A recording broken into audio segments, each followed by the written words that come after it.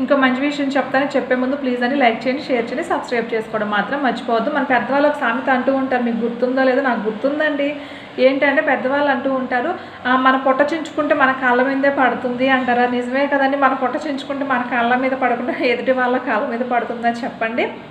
ఇది ఎందుకు చెప్తున్నానంటే ఆడవాళ్ళకేమో ఇప్పుడు మెయిన్ అండి, ఇప్పుడు తెల్లగడ్డలు వెల్లుల్లి అంటాం కదా, అవి బాగా రేటు ఉన్నాయండి. 400 ఉంది కిలో. మీకైతే ఎక్కడ ఉంది? చెన్నైలో, ఆంధ్రాలో కూడా 400 ఉందండి.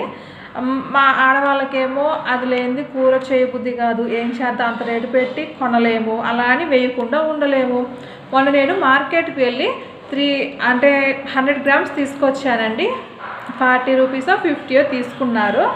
ఏంటంటే 3 వచ్చాయి. రోజుకు ఒక పాయ ఒలుచుకొని పచ్చట్లోనో పోపులోనో వేసుకుంటూ అడ్జస్ట్ చేసుకుంటూ వస్తున్నాం. బట్ రేట్లు పెరిగినప్పుడు అడ్జస్ట్ చేసుకోవాలి కదా, తప్పదు.